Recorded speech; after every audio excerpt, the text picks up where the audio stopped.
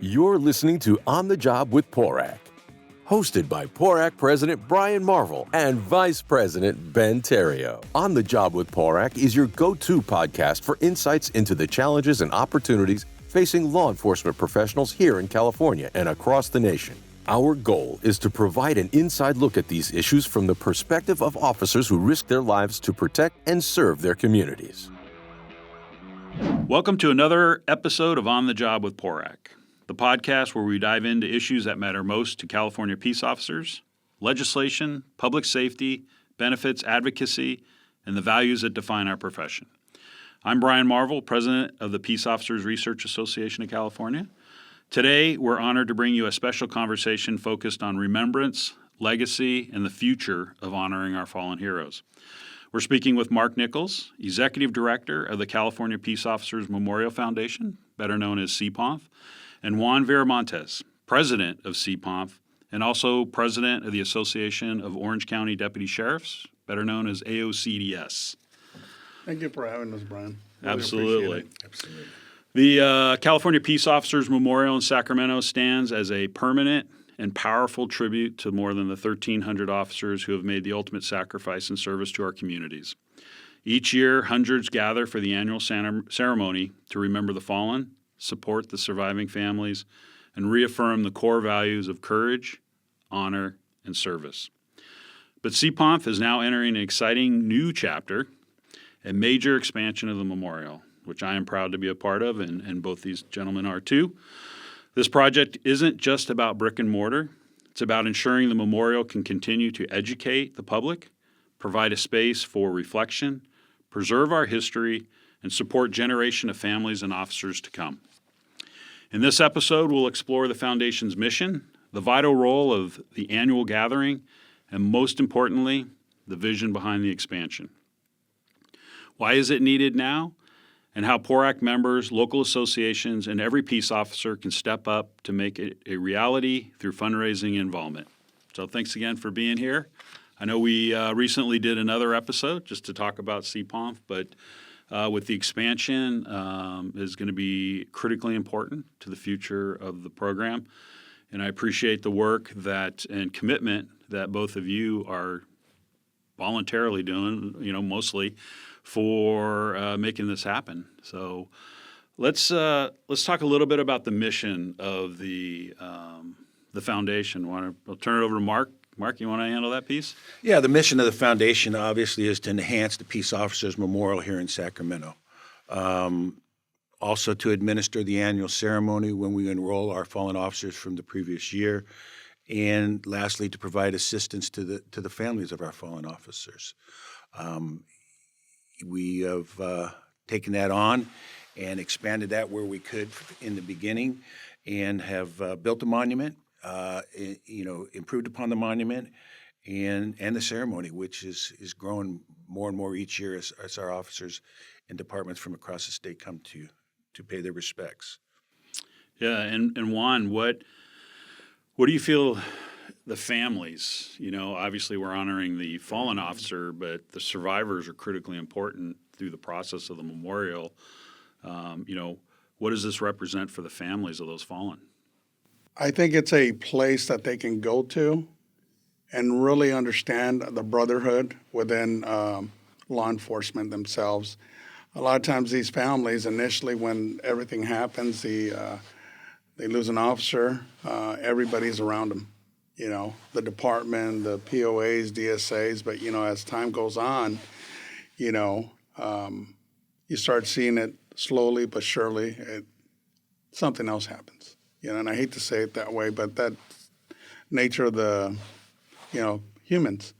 But I've also seen when you have survivors show up to this memorial in May, and obviously in May everything's all dolled up, and you see the tears. The first thing they do is go up to their loved one's name, feel it, touch it, and you see it in their face. There's happiness because they're being recognized that their loved one is not forgotten at this point. But at the same time, it's a gut check, because now they know, hey, from this point forward, is it just us by ourselves? That's why it's so important for us to continue to have our organizations push people to come to the memorial. And when I say push is, hey, you know what? Actually put it out there. And if you can make it, please make it. I've been to it for the past 20 years, and there's still people in our profession that haven't attended. Your presence is the biggest gift that you can give a survivor, because they look that they're surrounded by everybody, and when we announce their names, they see their names on the memorial. It does something to them. And like I say, it's hard to explain, because I see the faces, I see the kids, I see the grandparents, I see the parents, I see the extended people there, and it really makes a world of difference to have people there just surrounding them and actually embracing what their loved one did for the community. I know. I wish, we talk about this a lot, of just trying to get the information out and get people to attend. And, obviously we're a large state. We have over 600 law enforcement agencies. And, if each agency could just send 2 people, that's 1,200 people right there. Right there is 1,200 people. And obviously some of the larger groups are able to send more officers. But I think you said it best, Juan. It's just critically important to be able to show the family that we talk about family when you pin the badge on. And this is really a showing. Our actions are demonstrating what we've been telling these folks their entire career at their local agency. And it's just incredibly important that chiefs and the sheriffs push their folks to go up to the memorial. Yes. And outside of that, just the camaraderie and the ability to connect with other law enforcement folks throughout the state, because we're Southern California guys. It's unique. We're unique. We do a little bit of law enforcement a little different down in Southern California than Central California and Northern California, and it's great to talk to some of the folks and the work that they're doing. So, it's just, what can we do to really push that out and expand and amplify the memorial's voice is just, it's been challenging sometimes, but I really appreciate the memorial has completely stepped up their game in the social media realm. Shanna, I believe. Savannah. I'm sorry, Savannah. She's just doing a fantastic job. Well, I think part of that goes back to the same thing that why we're here today. I mean, Brian, you've done a great job moving this organization to always remember those that can no longer have a voice. Part of that, you have everything on social media, whether it's legislative, but you've also had a cutout for things like this, CPOMF, where before it didn't seem like we had a place to go. And now, with the directors, spreading the word amongst the directors, and they also have, other things that they do very well. SEBA down in San Bernardino, they do very well at their social media. They've won a few awards, but, again, it goes back to organizations really willing to step it up and really push out, not just, hey, here's a memo, read it and, hey, good luck with that. It takes people with passion. I know you have that passion because, like I said, you're part of our board, and you typically have your opinion of how we do things and some ideas, and we've been trying to move forward by using everybody's voice there on what they would like to see. So I think it's been very helpful. Yeah, and I think that's what's unique. And Mark, you can correct me, but just, we are a diverse group on that board, and it's very representative of the state. It very much so. There's 29 directors there that come from law enforcement organizations, associations, all across the state. All denominations of law enforcement, be it police department, sheriff's department, Department of Justice agents, corrections. And so you got a diverse group of people there with many, many years' experience, and they understand it. And the thing that we've been pushing lately to the departments is this Sacramento Memorial is not only when you lose an officer, but it's every year. And as Juan says, it's important to the families. They tell us this, that when they come and they see the overwhelming number of officers, it helps them in their healing process after they've dealt with such a tragic event in their life. So it's a good group. They're very committed to the memorial, what it means, and to the survivors, our North Star. Absolutely. Well, let's move on to the expansion. Introduced several months ago to the board, sort of like planting the seed and then making it happen. It's just change is hard for cops, but this is one of those changes. I think it was unanimous. It's like, let's do this. And with that though, and what we're doing this conversation about is now, like we talked earlier, make the words into action and let's get the commitment. And why don't you walk us a little bit? Either one of you want to walk us through the expansion piece of it? Well, one of the things that brought about the expansion, and we've been looking at the memorial and we've added on and improved it over the years. We added a female honor guard a few years ago. We've added another road to add some more names because it's a living memorial. We're going to add names to this monument every year. I've been with the memorial now for 26 years, and we have added multiple names every year since I've been here. So there's never going to be, unlike a war memorial, there's not an end date to names that go on that. So as we look to do this and the crowds that are growing more, it's harder to get everybody involved and more intimate in the ceremony. So we're looking at ways to expand it. We also have to make room for names in the future and ways to improve our monument to be more reflective of who we are in law enforcement today. And so with all these things, as we're moving along, a little bit at a time, looking at these things, we were contacted by Capital CHP that talked about a fire monument memorial that was recently finished. Said, go take a look at it. We did, and it was absolutely beautiful. And they said, well, why don't we look at doing something like that? And as we're trying to meet our needs and figure out solutions to our future needs, we said, well, let's go talk to that artist. So we did. And he said, he's a local artist, Don Romo. He walks by the memorial often. It says, let me come and let me tell you what some of the things I think. And he came to the board. We were there, and he presented his vision for our monument memorial site there, and we were all taken aback by it. It was pretty quiet, and everybody was going, "Yeah, we got to do this." I smile for the sole reason is that Mark says it pretty eloquently. But the reality is that he went over to our memorial on not on that week, and he looked at it and he goes, "It's nice, but you guys need to do something with it." He goes, "Right now it looks like it was built by cops," and I always laugh about that because it's if we need to respond and actually take care of some situation law enforcement related, yeah, we're good at that. We're well trained at, but putting together a memorial, and actually having the vision where everything has a reason to be there. Yep. I think you could get 10 people here and everybody will tell you, hey, we should do it this way, we should do it. Leave that to the professionals to tell us, hey, this is, and us in the back just kind of guiding them, hey, this is what we would like to see, and see what they come up with and say yay or nay. Yeah, absolutely. If you go to calmemorial.org, it's right on the front page. Click on it. There's a video there. There's pictures of what it's going to look like. And I'm excited. I'm absolutely excited. I can't wait to kick this off. I wish we could do it now, but I know we can't.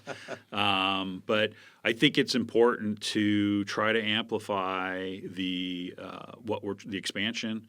Obviously, the fundraising component is going to be huge because there's a substantial amount of money that needs to be raised, and currently we aren't we're not the all-stars of public safety. We definitely work like all-stars and perform incredible amount of work to keep our communities safe, but things don't come easy for us. It requires a lot of work. So you engaged with the artists, and we should probably plan on doing maybe a podcast down the road, maybe halfway through the construction, and have them come on. Absolutely. I think it'd be great to talk to them because his story is very unique in a sense of how he thought about how to present this and move this forward. So why don't we talk a little bit more about the expansion and what are we looking at?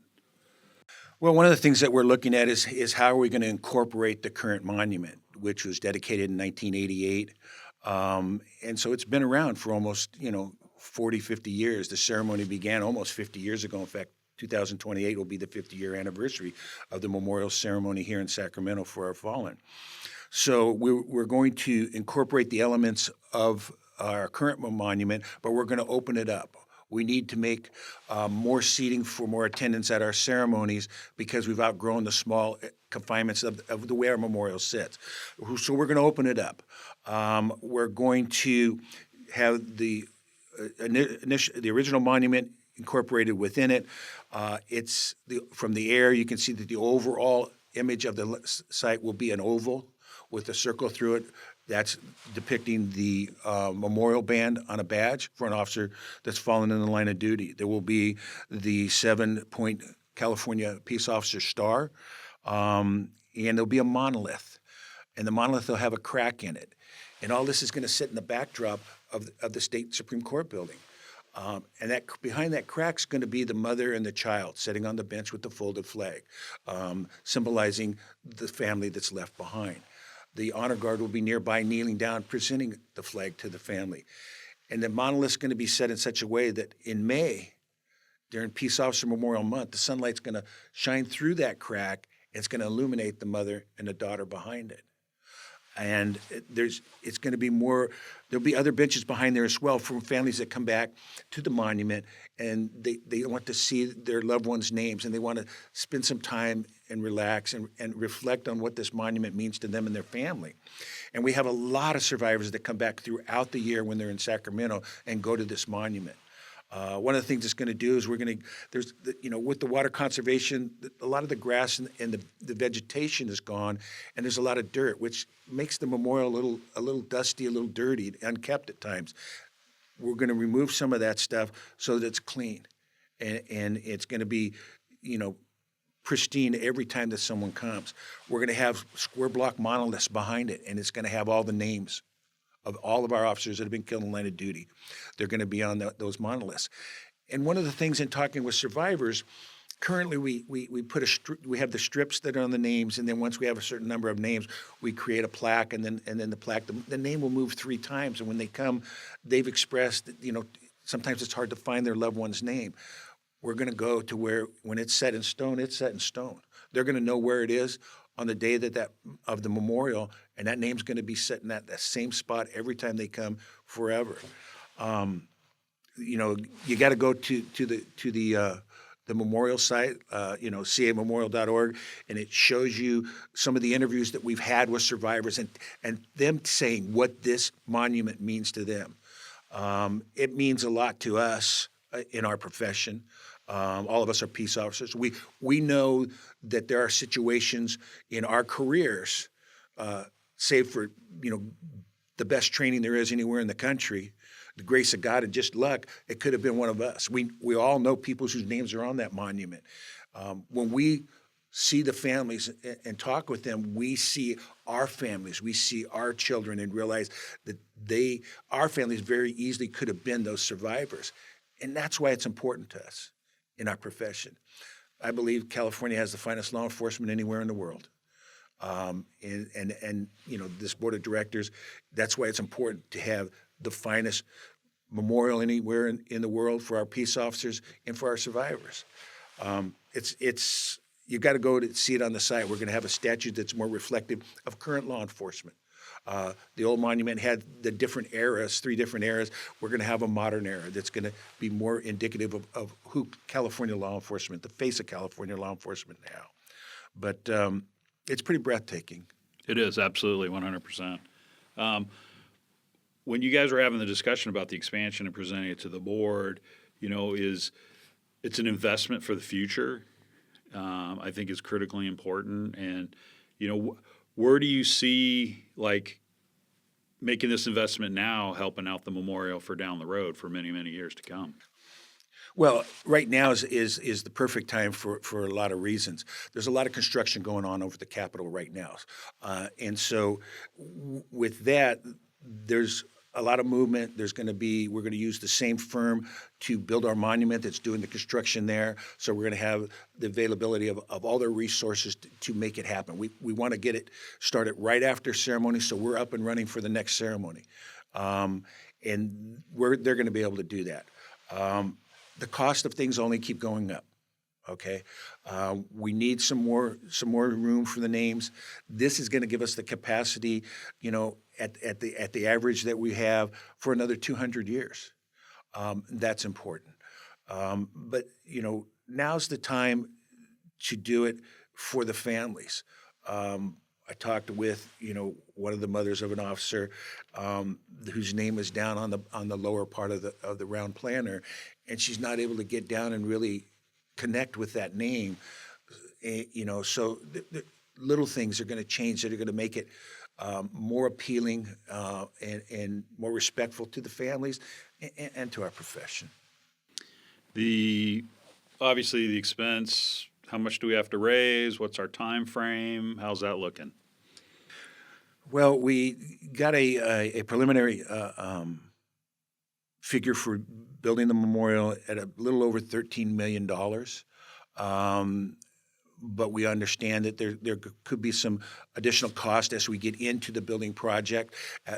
We hired Don Romo. We're going to hire the foreman that did the firefighters. They've already done it. They understand the nuances of building a monument on the Capitol grounds.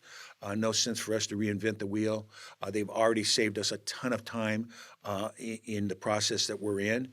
And they can, we're talking 13, but we're going to raise $15 million in case there's any overruns. And we got to have, that much money on hand before we break ground.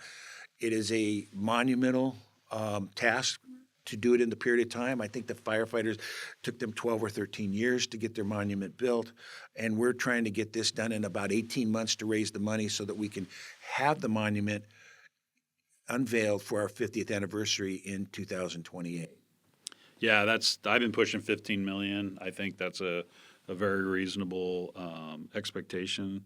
Material, labor, you just never know. I mean, we've all been on construction projects and nothing ever comes in under budget most of the time. No, absolutely right. So where can they get some information? Yeah, you can go to camemorial.org, and on there there's several ways you can donate. You can donate through PayPal, you can do Venmo, you can do debit, credit cards, and we're on Facebook, we're on Twitter, we're X. on X, we're on Instagram, that's the one. Instagram, right there, it talks about what we're doing and what you can do. Or you can write a check and send it to 640 Burkett Road in Sacramento to the memorial. There's many different ways.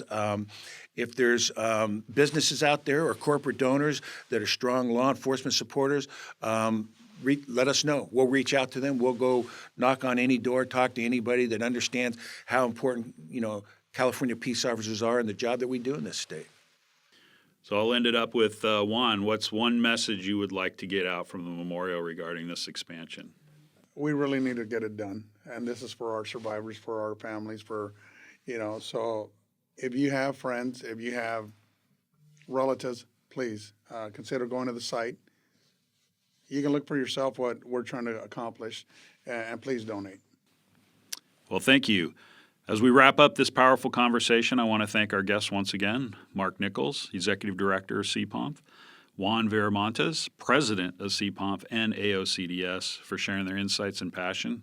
I personally want to thank you for the outstanding work you're doing for the memorial. I know it's a lot of work.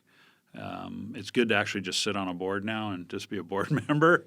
But don't say that too loud, man. I know. But I appreciate the work that you two have put in and the rest of the executive officers of CPOMF, because it really has to be a work of love. And, we have to stand by our words that we're a family. And I think that's what that memorial represents. We're a family in life and in death. And I think it's important. What an enduring mission. that CPOMF has, and I think this expansion is just it's going to reverberate throughout the state. And I personally would love to see 2,000 people attend the State Memorial on a regular basis. So with that, we will close it up, but I do want to put a challenge out. This is for all the PORAC members, the NAPO members, the FOP members, the independents. You know who your donors are in your local communities, business people, individuals. Please contribute. Go to calmemorial.org and, $5. If you're a business, $5,000. I've challenged each one of PORAC's chapters to contribute $5,000 on top of the money that we've already going to do the donation in February. And, the big donors are where it's really going to help. And I know you're working really hard to try to find those. And, having everybody that's out there, they know people. And, get a hold of Mark and Juan and let's make this happen. So with that, I will end this. So every peace officer out there, I want to thank you for the great work that you're doing. Stay safe, take care of one another, and remember, we're all in this together. This has been On the Job with PORAC. I'm Brian Marvel signing off. Until next time, stay vigilant and stay safe.